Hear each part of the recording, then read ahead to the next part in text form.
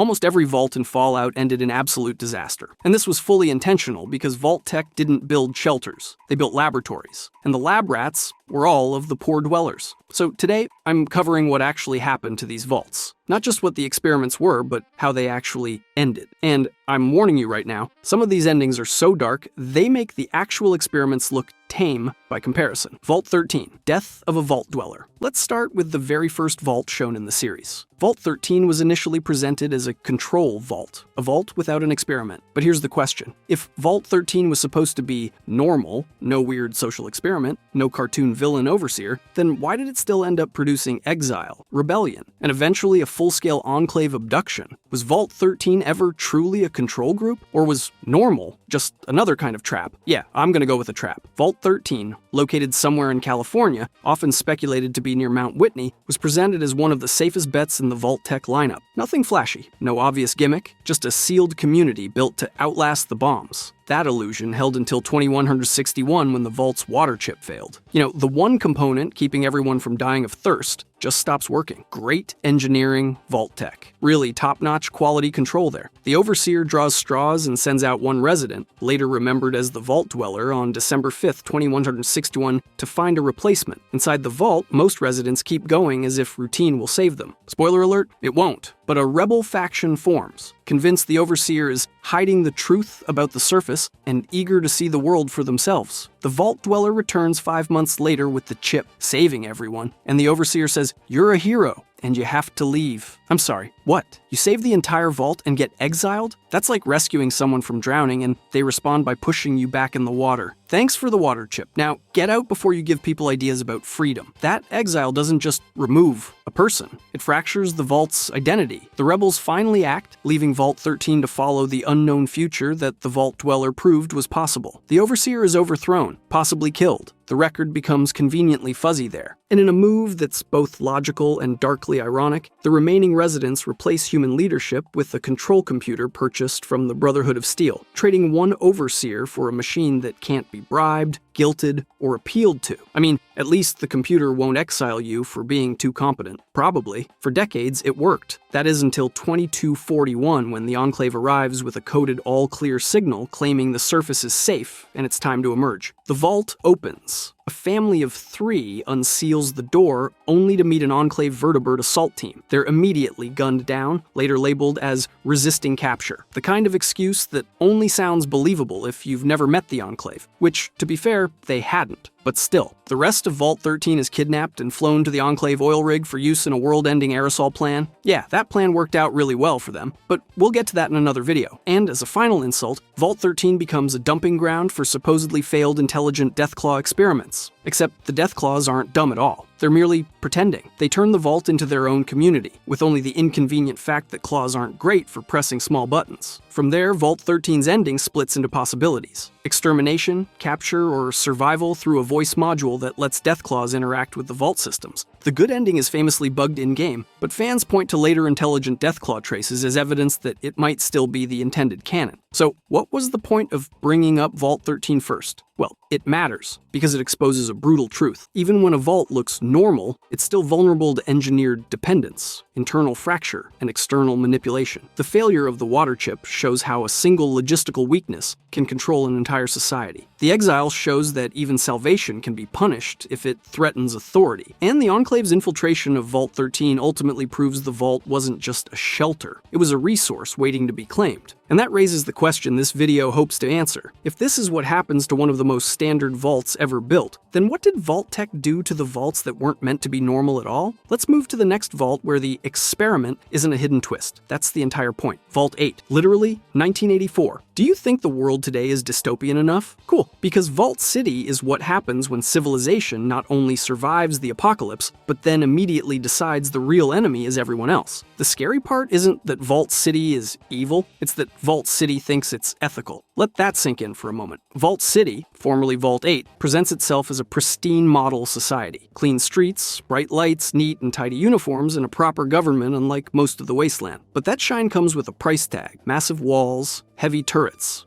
and a rigid social order that separates citizens from everyone deemed too poor, too dirty, or too wasteland to belong. If you don't meet their standards, you don't get welcomed. Quite the opposite, actually. You get managed, kept outside the gates, and treated like a necessary inconvenience. And the rules don't stop at the front door. Vault City leans hard into controlled living, strict civic expectations, tightly monitored behavior, and leadership that speaks to people like they're components in a machine, to the point that their welcome booth has a citizen who relies on nothing but a pamphlet to even communicate with you. I mean, imagine being so bureaucratic you can't even greet visitors without a script. That's not efficiency. That's a cry for help. Even the little details are telling. When a place starts obsessing over who's fit, pure, and acceptable, you're not looking at a community anymore. You're looking at a filter. But a filter for what? Here's the twist. If you didn't already see it coming, Vault City wasn't even one of the crazy experiment vaults. So why does it feel like one anyway? By 2241, Vault City's biggest crisis wasn't starvation or raiders. It's that the outside world refused to disappear. Their neighbor, the ghoul town of Gecko, created both a problem and a solution. Gecko's reactor helps keep Vault City powered, but it also creates tensions over contamination and undesirables. That dependency makes Vault City furious because it proves a humiliating truth. Their perfect society still needs help from people they look down on. So they do what they always do. Try to outsource their morals. You'll see officials who want compromise, but you'll also see voices in power pushing for harsher options, including using mercenaries to solve problems permanently. Vault City doesn't just fear the wasteland, it wants the wasteland to stay weak so Vault City can stay superior. This is why Vault City is so important. Even without a flashy Vault Tech gimmick, it becomes a very intentional prototype for what the Enclave mindset looks like in practice. Order through exclusion, safety through segregation, and progress that only applies to the chosen few. Vault City isn't a cautionary tale about chaos without order. It's a warning about stability without empathy. And honestly, that's scarier than most Vault experiments. Vault 77, Puppet or Puppeteer. Vault Tech didn't just love hostile environments, they especially loved impossible ones. Thus, Vault 77 decides to ask one of the nastiest questions of all. If you lock one person away with nothing but silence, how long before they invent a second voice and start not only believing but doing what it tells them? Yeah, that's gonna be a fun time. Picture this. The Great War hits, the door seals, and it's just one man in a vault. No family, no neighbors, no routine, just the hum of machinery and a cardboard box. The moment he understands he's truly alone, he collapses. Days of pounding on the vault door, begging for an answer that never comes. After days and weeks without an answer, he opens the box. Inside there's hand puppets, a Vault Boy mascot, a grandmother, a king, and a dog. It's almost funny until you realize the joke is an experiment. Isolation isn't the background, it's the weapon. This is Vault Tech stripping away every stabilizer humans rely on. Community, accountability, critical thinking, just to see what replaces it. And at first, what replaces it looks harmless, like nothing more than simple make-believe. Kind of like what video games are to people. Distractions or coping mechanisms from the real world, hustle and bustle. When you have no one, your brain doesn't stay quiet. It improvises. So the man does what a lonely mind always does. He tells stories, he assigns roles, he makes the puppets talk because someone has to talk. The grandmother bakes pies. The king makes grand declarations. The dog barks on cue. It's childish, sure, but it's also survival. He's building companionship out of scraps, stitching a social world together with nothing but fabric and desperation. This is the key tragedy of Vault 77. It starts as coping, but coping can rot into dependency when there's nothing real left to anchor you. And then, one puppet stops following the script. But the Vault Boy was different. The Vault Boy spoke to the man. It said things that he didn't make it say. Not comforting things, not helpful things, devious things, cruel things. One night, the king had been murdered, with the Vault Boy initially taking responsibility, but later revealing it was the man who had murdered the king. That's the core horror of Vault 77. Whether it's possession or projection, the result is the same. The line between actor and audience collapses. The man no longer knows where he ends and the puppet begins. That's not a metaphor. That's actual dissociative identity disorder with a fabric accomplice. Leaving the vault doesn't cure the damage. It simply takes it outside. He finally tries to leave, only to find a warehouse-sized rad scorpion waiting outside, like the wasteland itself is guarding the punchline to a long, stale joke. After that, he moves through the world in fragments. A a ghoul from a worse vault, a giant ant he rides, and raiders he kills at the puppet's urging. At that point, the puppet isn't entertainment anymore. It's permission, something he can wear on his hand and call the reason. People don't fear him because he's any kind of tactical genius. They fear him because he's proof that a human mind can become a weapon when it's hollowed out the right way, even with something as friendly and non-threatening as a hand puppet. And the Wasteland does what it always does with cowardice and superstition. It turns it into a legend. Years later, he holed up in a house demanding tribute from anyone who entered, not so much to enrich himself, but more to keep the puppet happy. And even by 2277, 200 years after Vault 77 was sealed, the sight of a Vault 77 jumpsuit was enough to make hardened raiders and slavers panic. That's the final cruelty. Vault-Tec didn't just run an experiment. They manufactured a roaming consequence, an urban legend built from isolation, paranoia, and a puppet that may have never spoken at all. And if Vault 77 shows what happens when one mind collapses in isolation, the next Vault proves what happens when an entire community is manipulated into destroying itself. Vault 11, the death penalty. Vault deep in the Mojave sits Vault 11, and unlike most vaults, it's completely empty. When its residents first entered, the door sealed shut behind them and couldn't be opened, and the vault computer told them of the vault's special rule each year. One person must enter a special execution chamber. If they didn't do that, the vault's life support systems would shut down, killing everyone. Only the original overseer knew this before the door sealed, and when the others found out he'd kept it secret, they democratically decided that the overseer should be the first sacrifice. Thus began the proud Vault 11 tradition of electing an overseer every year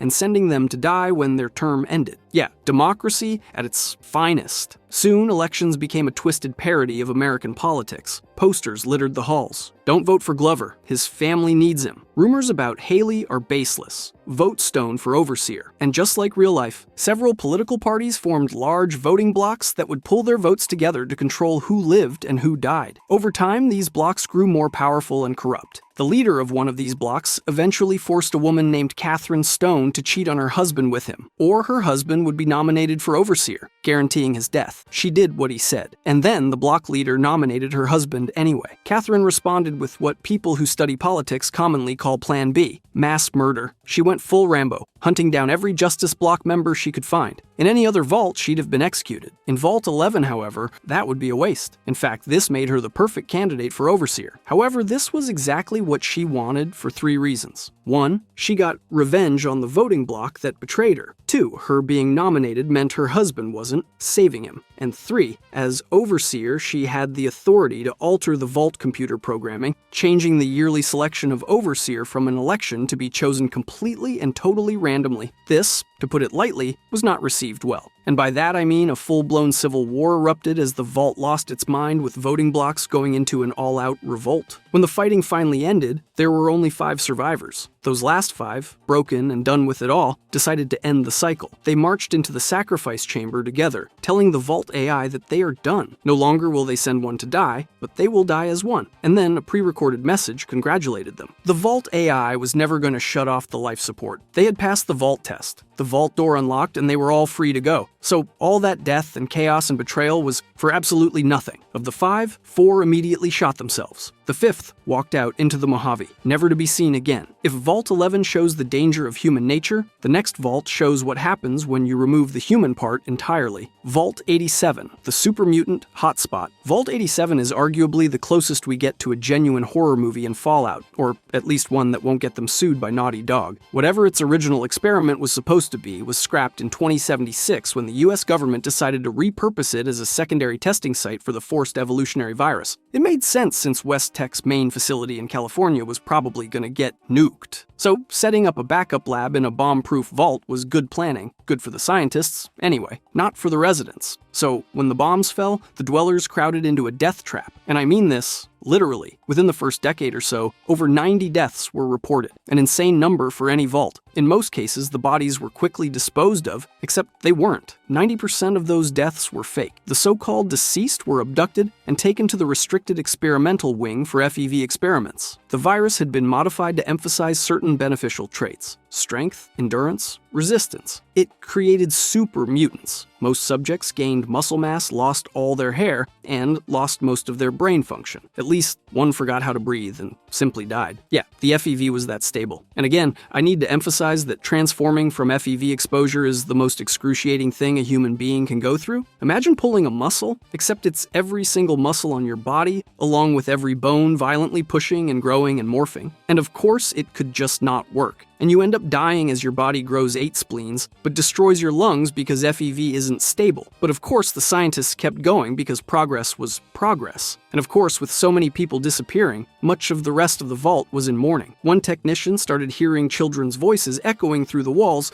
and was told he was going insane. He wasn't. He was hearing the kids from Little Lamplight, a nearby cave where children had taken refuge after the war. But that's another whole thing we might get into in another video. Another man who was told his wife had died decided 5 stages of grief was too much and stopped in rage. He was convinced the scientists had killed her and plotted to murder them. We don't know exactly what happened, but we can make an educated guess. The grieving husband broke into the restricted labs to attack the scientists, and the test subjects escaped in the process. Mentally broken super mutants rampaged through the vault, killing or converting everyone they found. When they ran out of people to eat or turn into more of their own, they left the vault to plague the Capital Wasteland's people, killing and eating the weak, while bringing the strong back to make into more super mutants. But there's one more tragedy in this, one more twist that makes this whole thing read like a Stephen King book. The man's wife wasn't a test subject. She just died of cancer, one of the very few natural deaths in the vault. The doctors just failed to properly console a grieving man, and he went off the deep end. So Vault 87 and the entire Capital Wasteland by extension didn't collapse because of the horrible, inhumane experiments. It collapsed because of one man's misunderstanding and the failure of doctors to realize how badly he was grieving. And speaking of turning people into something inhuman, let's jump to Vault 112. Vault 112, the virtual hell. In the Capital Wasteland, under a pretty unremarkable garage infested with mole rats, lies Vault 112. It's one of the smallest vaults in the series, but it's not the size that matters, but how much it traumatizes people. On paper, Vault 112 sounded like paradise. Every resident would live inside a virtual reality utopia. Each person was sealed in a stasis pod and uploaded into a simulation where every desire was fulfilled. In any other context, yeah, that would be dystopian. But when the world ends and you're stuck in a glorified basement, screw it, plug me in. To make things even better, the vault's overseer was Dr. Stanislaus Braun himself, a brilliant German scientist that had moved to the US and was responsible for multiple pre-war breakthroughs, including the Garden of Eden creation kit. There wasn't anyone alive that had better knowledge of that kind of tech than him, especially after the bombs fell. If anyone could keep the simulation running, it was him. Unfortunately, Braun is the problem, because Vault 112 was his reward from Vault-Tec and the US military for years of service. A personal kingdom where he could play God with the dwellers as his toys. Imagine Sword Art Online and Braun was the admin. The simulation was his playground and he got bored quickly. So he started torturing the other people for fun. Sometimes physically, sometimes emotionally. But hey, the good news was they didn't remember it because he kept wiping their memories. The residents would suffer, then forget, and Braun would start again. An infinite loop of cheerful ignorance, sudden extreme trauma, and back to life as usual over and over and over again. And ignorance is bliss. Because one resident, Old Lady Dithers, wasn't properly plugged into the simulation. So she was aware she was in one and remembered the horrible stuff Braun did. I don't know what's worse, knowing that she's in a simulation or that no one else believes her. And if you're wondering why you find them all still alive in Fallout 3, 200 years later, it's because their pods keep them in biological stasis. If they step out, they would probably die instantly, either rapidly aging or infection. But so long as they stay inside, they get to live and be tortured forever. Yay. In-game, when you go into the simulation, you get 2 options. Play along with Braun's twisted games until he's satisfied and lets you go. Or hack the system and kill everyone but Braun, freeing the vault dwellers from purgatory while trapping Braun in a new one since he's stuck in his simulation alone forever. So yeah, virtual torture for 200 years is bad. But you want to know what's worse? Becoming fertilizer for a plant that turns you into a puppet, a hungry puppet. Vault 22, the green hell. In every other vault, you eat plants. In Vault 22, the plants eat you. Vault 22 is easily one of Fallout's most infamous vaults, and does deserve a spot on this list. I don't know, it just feels like everyone who has made a video on vaults or New Vegas has talked about it, and I'd be torn apart in the comments section if I didn't cover it here. So here we go. The vault was staffed by pre-war scientists trying to solve global hunger by genetically modifying crops. It's a noble idea, since even ignoring the rest of the world who are undoubtedly doing worse. By the 2070s in the USA, international trade had collapsed. The US population had ballooned past 400 million, and shortage riots were becoming more and more common. Feeding America was becoming a problem. Vault 22 was supposed to be the solution to that problem, and it was promising. The government and a few private partners donated plenty of money and biosamples, including a new fungal strain from the geniuses over at Big Mountain Research Facility. That fungus, Beauveria mordicana, was basically Fallout's version of cordyceps from The Last of Us. It infected its host, killed it, then puppeted the corpse to spread spores to new victims. Its purpose was to eradicate pests that would usually ruin crops. Unfortunately, it had three main issues. The first was it took as long as 3 weeks from infection to kill the pest. The second was because of the way it spread. Needing close proximity to spores, it didn't work with any animals that weren't social and spent time around others. And third, it could infect people. And that was the true experiment of Vault 22. Big Mountain, in collaboration with Vault-Tec, wanted to see what would happen in a sealed environment with a recycled air system and a few hundred test subjects. The infection spread fast. Vault dwellers started getting chills, fevers, and a hacking cough caused by the fungus coating the lungs. The fungus sunk deep into the body enough to force it to violently reject any antifungal treatments. Eventually, organs shut down and people died. And then we get to the bad part, because then people got back up again as spore carriers who would attack any uninfected. By 2096, the Vault was in chaos with an airborne plague and literal zombies. The last scientists planned to flood the lowest level with gas and ignite it, going literal scorched earth to try and burn out the infection. But the spore carriers somehow sensed the gas and swarmed the team before they could trigger the blast. By 2096, barely 20 years after the Great War, Vault 22 was lost. The survivors fled north, leaving the door open behind them. The plants grew unchecked, covering the vault and the surrounding area in lush greenery, a stark, horrifying contrast to the surrounding Mojave Desert. Thankfully, the spores aren't seemingly able to spread in the open air, but anyone foolish enough to go inside never comes back. The vault's green exterior lures explorers in, and the spore carriers make sure they stay forever. And the story doesn't even end there. The handful of survivors who escaped fled into Zion National Park, hardened by what they'd seen. They became isolationist, violent, and worse, still infected. Some died of the disease. Others died when a certain very angry army veteran went open season on them after they ate the locals to survive. Their bodies eventually rose again and retreated into Zion's caves, where the fungus could grow undisturbed. As for the last survivors of Vault 22 that fled once again out of Zion, we never hear from them again. But given their social skills and the fact they were infected, I don't think they or anyone else around them had a happy ending. At least Vault 22's horror has a clear ending. The next Vault's tragedy is that nobody remembers it happened at all. Vault 76, The Forgotten Heroes. A spin on a vault not talked about very much on these sorts of videos because of how vanilla it seems. Now you might be saying, but Ghoul, Vault 76 was a control vault. Everyone lived in luxury for 25 years before leaving. And to that, I say yes. But in the words of contemporary philosopher Soulja Boy, have you considered the implications? Because, look, Fallout 76 is a fun game. It's the same thing here. Sure, the game is easy for us to play. But imagine what our in-game characters are actually going through. Vault 76's residents, handpicked successful businessmen and women and their kids, were expecting to leave the vault and rebuild West Virginia. At best, the dangers they were prepared for were radiation poisoning, environmental pollution, and some raiders. But when they opened that door on Reclamation Day 2102, what did they find? The scorched plague turning people into crystalline hive mind zombies, scorch beasts, literal dragon-sized mutated bats that scream sonic attacks, the blood eagles torturing people for fun, and oh yeah, everyone who tried to help before them. The responders, the Free States, the Brotherhood of Steel, all dead. But the residents adapted. They cured the scorched plague. They stopped Atlas from destroying Appalachia. They fought raiders and cultists. They built entire settlements. They saved West Virginia. And then what? Nothing. Appalachia is never mentioned again in any later Fallout game. Not once. Yes, that's mostly because 76 came out most recently. But until it's mentioned in a future game, I'm counting its omission as canon. All your victories, curing the scorched plague, saving Appalachia from disaster after disaster, building literal cities from scratch, none of it mattered. Even in Fallout 3, when you go to the pit, a stone's throw from the game area of Fallout 76, and where you actually go in Fallout 76, there's no mention of the Vault 76 dwellers anywhere. Which means, one thing, everything you built became dust, and every sacrifice you made was erased by time. The only thing worse than failing to achieve greatness is achieving it. and being completely forgotten. And personally,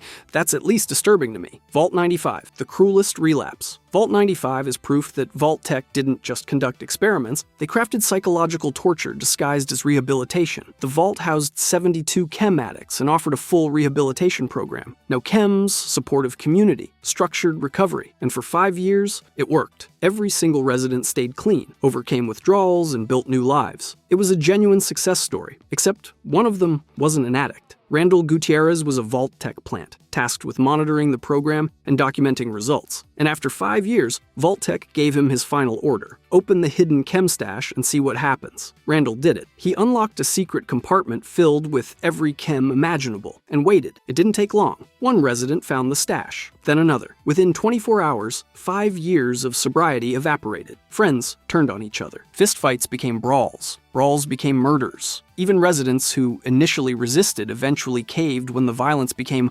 overwhelming. They figured if everyone else was high and trying to kill them, they might as well get high too. By the end, Vault 95 was a graveyard, bodies scattered through the halls, chems everywhere, and Randall's final terminal entry, cold and clinical, documenting how the subjects failed to maintain sobriety when reintroduced to temptation. What happened to Vault 95? By 2287, the gunners used it as a base of operations, because nothing says defensible position like a vault full of corpses and a dark history. The addiction experiment proved exactly what Vault-Tec wanted, that recovery is fragile and cruelty is easy. And honestly, this might be the most evil vault on this list, because they gave people hope just to destroy it. That's not science. That's sadism with a clipboard. Vault 88, the production line. Vault 88 is one of the few times Fallout shows Vault-Tec's cruelty as a repeatable process. Not just a one-off horror story, but a production line for human experimentation. The setup is explicit. Overseen by Dr. Valerie Barstow, the vault exists to test prototype systems meant for rollout across other vaults after 2078, under the direction of figures tied directly to Vault-Tec's grand societal preservation plan, including Dr. Stanislaus Braun, the same Braun connected to Vault 112. The experiments weren't designed as isolated curiosities. They were intended as mass-produced experiments within experiments. The vault gives a sharp lens into how Vault-Tec operates. It reveals the infrastructure of experimentation, how the company standardized cruelty so it could be copied, shipped, and scaled. Vault 88's story becomes more disturbing after the Great War because the vault was never finished, but the experiments can still be revived and deployed on people who never consented to any of it. When you explore Vault 88, you find the construction crew now feral and the vault split between intact and unfinished sections. But the critical detail is that the experimental data survives elsewhere, stored at the nearby Vault-Tec Regional HQ. That means Barstow isn't stuck reinventing anything. She can recover the archived protocols and restart testing immediately. The only difference is the target population. Not pre-war citizens, but the wastelanders of the Commonwealth, people with fewer protections, fewer choices, and fewer ways to fight back. This reframes Vault-Tec's evil as something even worse than mad science. It's bureaucratic continuity, because society may crumble, but the paperwork survives. And the paperwork is the weapon. Vault 88 shows that Vault-Tec didn't just design experiments. They designed experiments with adjustable ethics. Like cruelty was a feature you could configure depending on what your manager needed that week. The 4 core prototypes, the Power Cycle 1000, Soda Fountain, Phoropter, and Slot Machine, each come with 3 configurations: an overtly abusive Vault-Tec setting, a compromise setting designed by Team Walrus, and a genuinely beneficial version created by Dr. Ted Riley. This isn't accidental.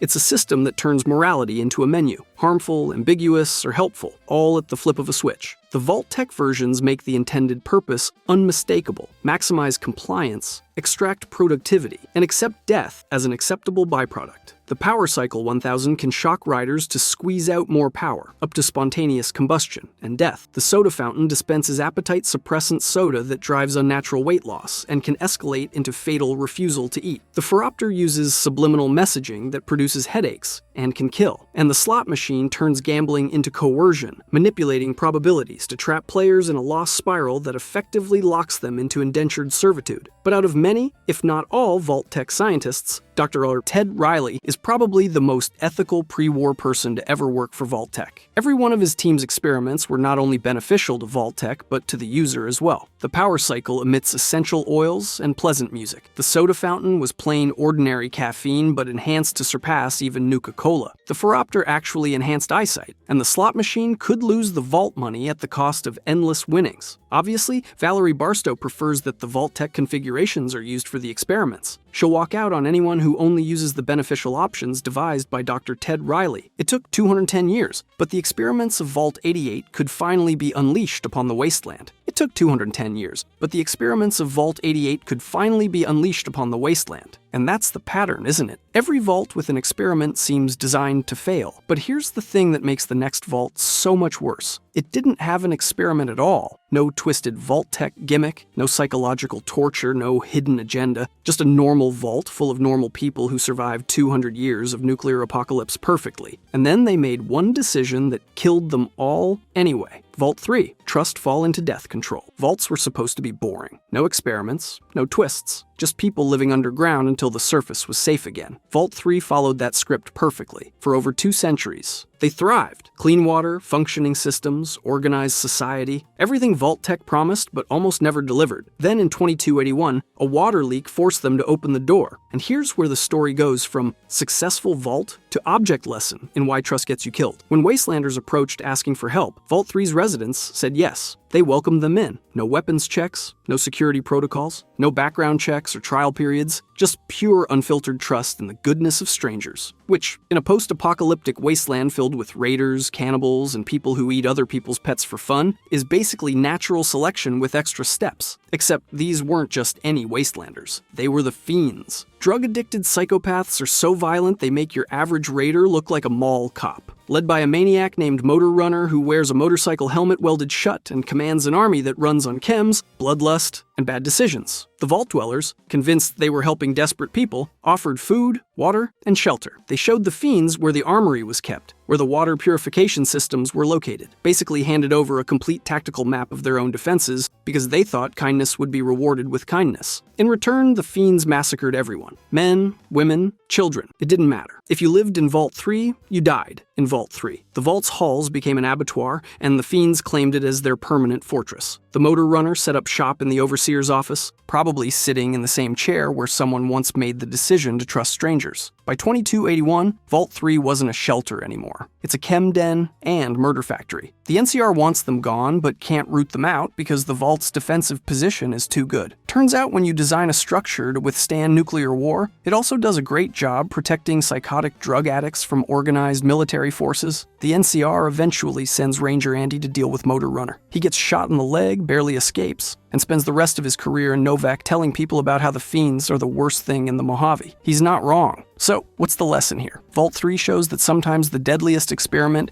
isn't the one Vault-Tec designed. It's the one that happens when you survive 200 years of isolation and forget that the wasteland doesn't care about your good intentions. The residents made it through nuclear war, resource scarcity, and 2 centuries underground, only to die because they forgot the first rule of the apocalypse. Never open the door for strangers. Ever. And speaking of doors that should have stayed closed, the next Vault's door was designed to fail from the start. Vault 19, Red vs. Blue Insanity. Vault 19 had 2 overseers, 2 separate sections, red sector, blue sector, and absolutely zero chance of ending well. The experiment was elegant in its simplicity. Induce paranoia through non-violent, non-chemical means, and see what happens when you turn a community against itself without firing a single shot. Vault-Tec didn't need drugs or torture. They just needed architecture, psychology, and a willingness to treat human beings like lab rats in a maze. The vault was physically divided. Red residents couldn't access blue areas without clearance. Blue residents were told the red sector was receiving better resources. Neither side could verify the truth because the overseers controlled all information flow. Then the psychological warfare began. Subliminal messages played through the speakers at frequencies just below conscious hearing. High-pitched noises that created anxiety without obvious cause. Lights flickering in patterns that looked like code but meant nothing. Resources mysteriously going missing, with each side blaming the other. And the overseers? They followed Vault-Tec's playbook to perfection. Deny everything. gaslight residents who asked questions, encourage suspicion, feed the paranoia until it becomes self-sustaining. The red sector blamed the blue sector for stealing food. The blue sector blamed the red sector for sabotaging water pumps. Neither side realized the real enemy was the system designed to make them destroy each other. One blue sector resident, a man obsessed with sunset sarsaparilla, started collecting bottle caps with blue stars. He became convinced the stars were a message from blue sector leadership, a code, proof of a conspiracy. Others thought he'd lost his mind. He probably had, but the vault's design guaranteed he wouldn't be the last. Paranoia is contagious. One person's delusion becomes another person's theory, becomes a faction's rallying cry. Soon the blue sector had armed patrols. The red sector locked down critical systems. Both sides prepared for a conflict that existed only because Vault-Tec wanted to see if they could manufacture one. Eventually, residents started connecting the dots. The doctor refused to answer questions about inconsistencies in medical records. The overseer played dumb when confronted about missing supplies. The staff became hostile when pressed for transparency. And when people finally figured out they'd been manipulated for years, it was too late to fix the fractures. The vault had been designed to break them,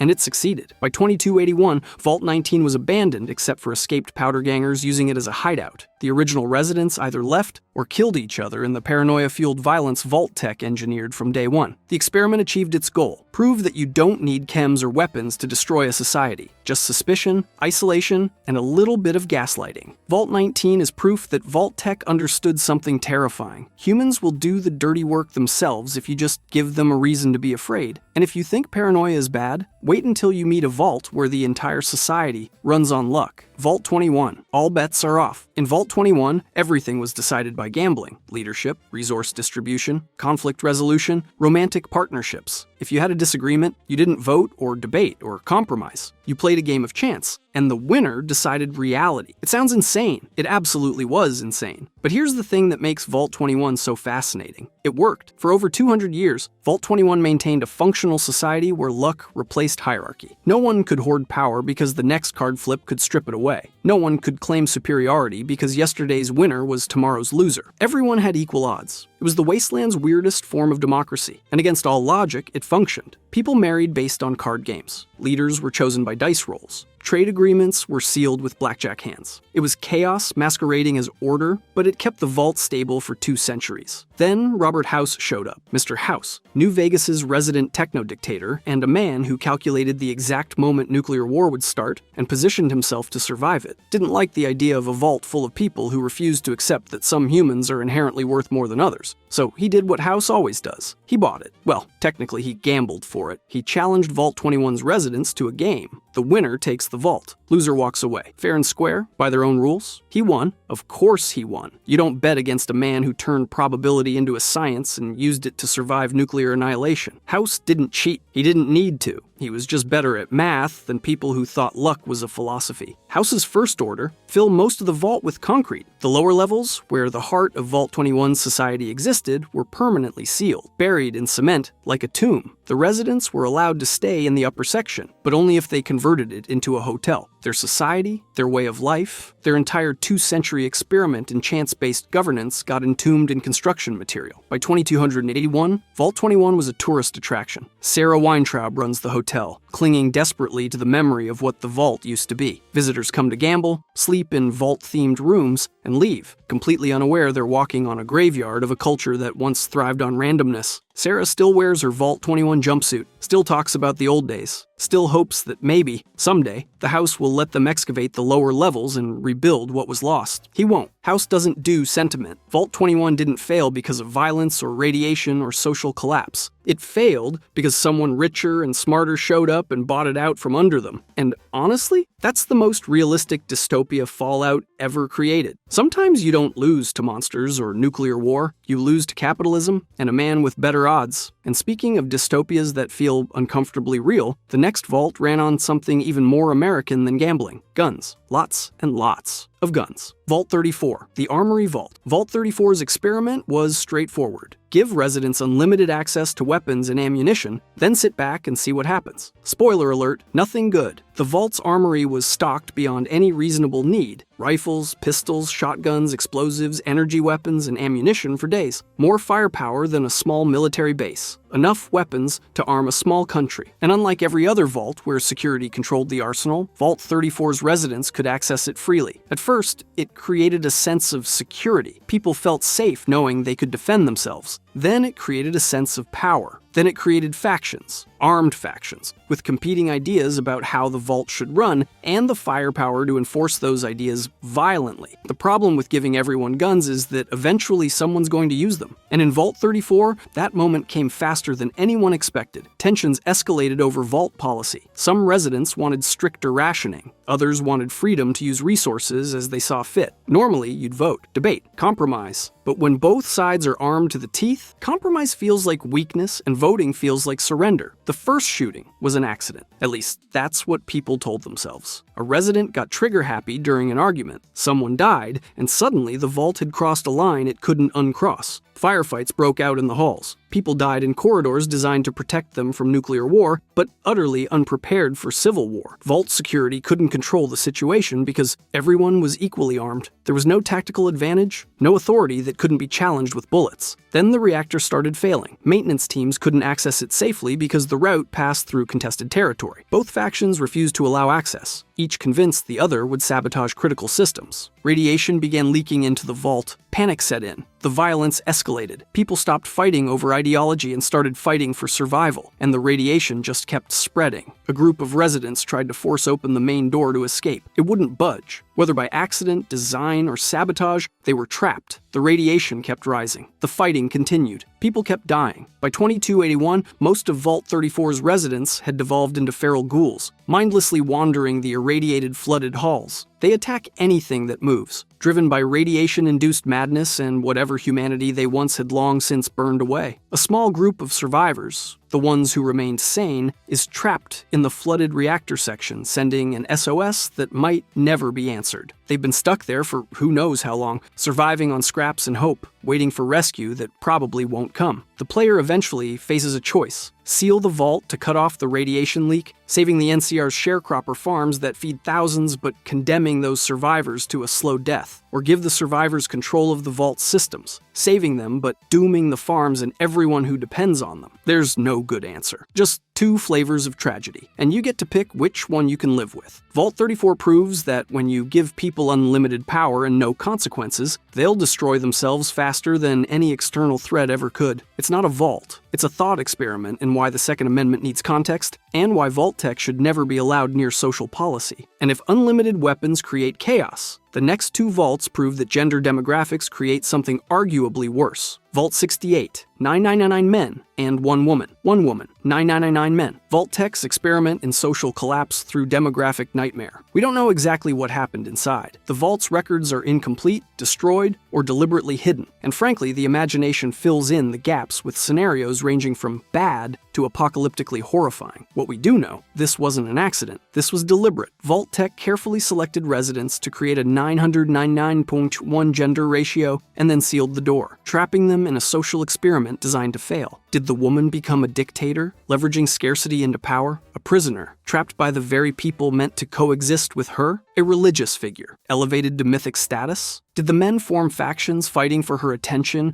tearing the vault apart in proxy wars over reproductive rights? Did society collapse into violence within weeks? Or did it take months? Did anyone survive? We don't know. And that uncertainty is almost worse than knowing, because your mind fills in the details. And none of them are good. But here's what we can infer. Nothing good happened. You don't design an experiment like this and expect a happy ending. You design it to document how quickly humanity abandons civilization when the social structure becomes mathematically impossible to sustain. Vault Tech built this vault knowing full well it would destroy everyone inside. They allocated resources, selected residents, built the infrastructure, and then locked the door, fully aware that 1,000 human beings were about to descend into a nightmare. And they did it not because they needed to, but because they wanted data. They wanted to know what would happen. They wanted to compare results with Vault 69 and see if gender changed the outcome. They wanted to fill filing cabinets with reports documenting human suffering. Vault 68 is a ghost. No confirmed survivors, no detailed records, no holotapes explaining the end, just the knowledge that somewhere in the wasteland, 1,000 people were locked in a vault and told to make it work. They didn't, and just to prove Vault-Tec played no favorites and had equal opportunity cruelty, they ran the exact same experiment in reverse. Vault 69, 9999 women and 1 man. Vault 69, 1 man, 999 women. The mirror image of Vault 68's horror. Same experiment. Flipped demographics, equally horrifying implications, and the same disturbing lack of detailed records. Again, we don't know the specifics. We don't know if the man survived the first year. We don't know if the society lasted a week or a decade. We don't know if it ended in violence, despair, exhaustion, or some twisted form of order that barely qualified as civilization. We don't even know if he had a choice in the matter, or if Vault-Tec's experiment required participation whether he wanted it or not. What we do know is, Vault-Tec ran this experiment knowing full well it would destroy everyone inside, just like Vault 68. They just wanted to compare the data and see if biological sex changed the trajectory of social collapse. It's clinical, it's detached, it's evil wearing a lab coat and carrying a clipboard, documenting atrocities with the same emotional investment as a grocery list. The fact that Vault-Tec built 2 of these vaults purely to compare results makes it exponentially worse. 1 might be a sick curiosity. 2 is a pattern. 2 is methodology. 2 means someone at Vault-Tec proposed this, someone approved it, someone allocated a budget, and multiple people worked together to condemn 2,000 human beings to gender-imbalanced hell. Both Vault 68 and 69 exist to answer one question. How quickly does a society collapse when you remove the possibility of normal human relationships and family structures? The answer, presumably,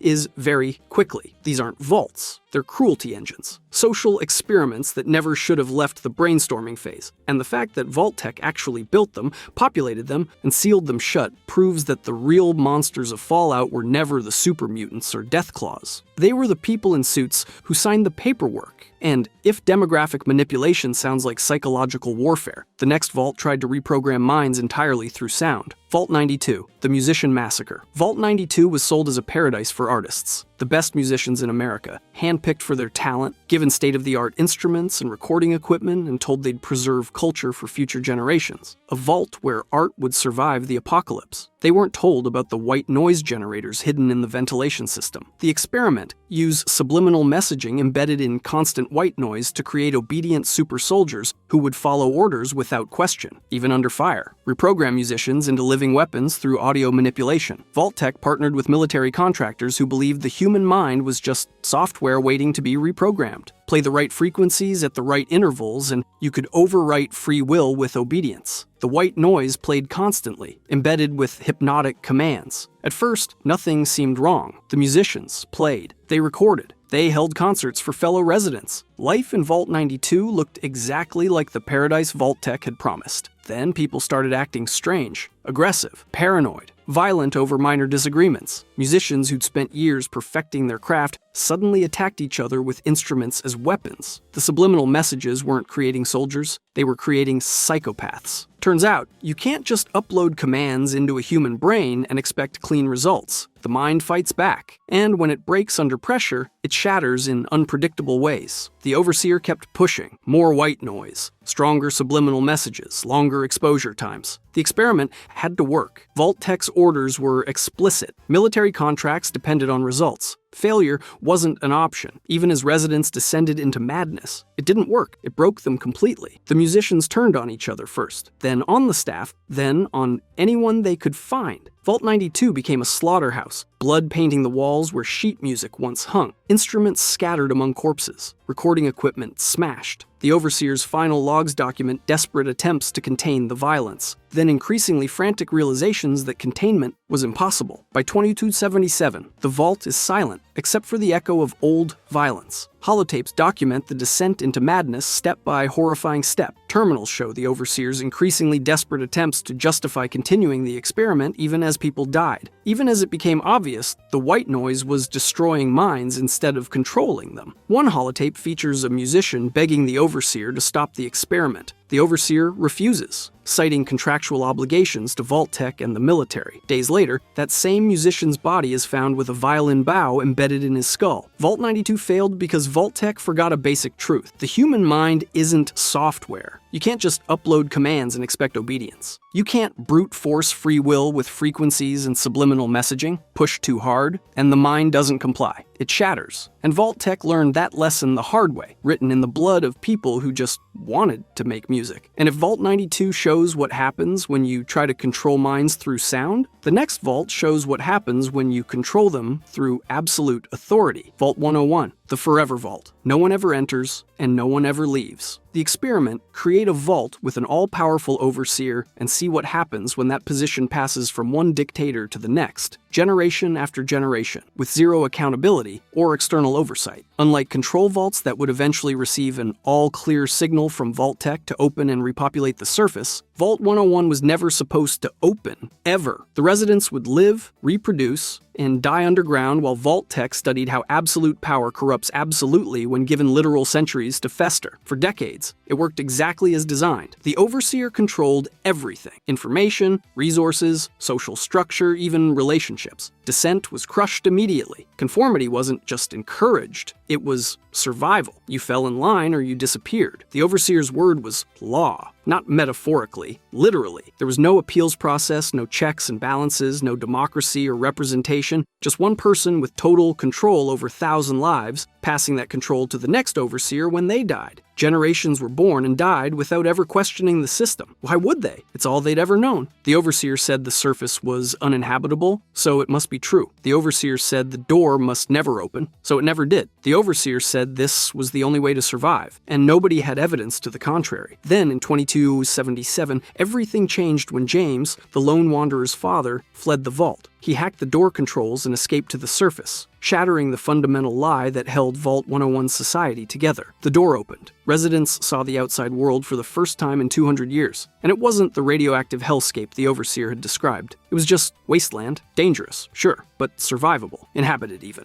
The overseer tried desperately to maintain control, but the illusion shattered. If the overseer had lied about the surface, what else had he lied about? People started questioning, rebelling, demanding answers and accountability that the overseer couldn't provide without admitting to centuries of manipulation. The social order Vault-Tec had carefully cultivated for 2 centuries collapsed in days. The overseer's daughter even turned against him, recognizing that absolute power had corrupted her father into a tyrant. Depending on player choices, Vault 101 either opens to the outside world under new leadership, remains sealed with a different overseer, or falls into chaos and civil war. But the damage is irreversible. The experiment failed the moment someone proved the overseer wasn't as all-powerful as he claimed. Vault 101's tragedy isn't that it was designed to fail. It's that it succeeded for 200 years before one person's choice destroyed everything. That's not a vault. That's a cult with government funding and 2 centuries of institutional momentum. And if Vault 101 controlled people through authority and isolation, the next vault controlled them through chemistry and terror. Vault 106. The psychedelic nightmare. 10 days. That's how long Vault 106 lasted before Vault-Tec pumped psychoactive drugs into the air circulation system. 10 days of normal vault life. 10 days where residents believed they were safe. 10 days before Vault-Tec decided it was time to start the real experiment. The experiment: release hallucinogenic gas into the vault's atmosphere and document what happens when an entire population is forcibly drugged and left to descend into madness together. The gas was released on schedule at 1530 hours on day 10. By 1600 hours, Vault 106 had descended into chaos. Some residents fell into hallucinogenic stupors, collapsed in corridors, seeing things that weren't there and unable to distinguish reality from chemically induced nightmares. Others became violent, paranoid, aggressive, attacking anyone nearby because their drugged minds convinced them everyone was an enemy, a monster, a threat that needed to be eliminated. The security chief tried to contain it, issued emergency orders, told unaffected residents to shelter in place and seal their rooms. It didn't work. The gas was everywhere. You couldn't hide from the air. People tried, sealed doors with duct tape, covered vents with fabric, held wet towels over their faces. It didn't matter. The ventilation system was designed to reach every corner of the vault, and Vault-Tec had designed the delivery system to ensure total exposure. By the end of day 10, Vault 106 was a mass grave in the making, bodies stacked in corridors, evidence of people trying to claw their way through solid rock to escape. A mini-nuke detonated near a cave-in, suggesting someone,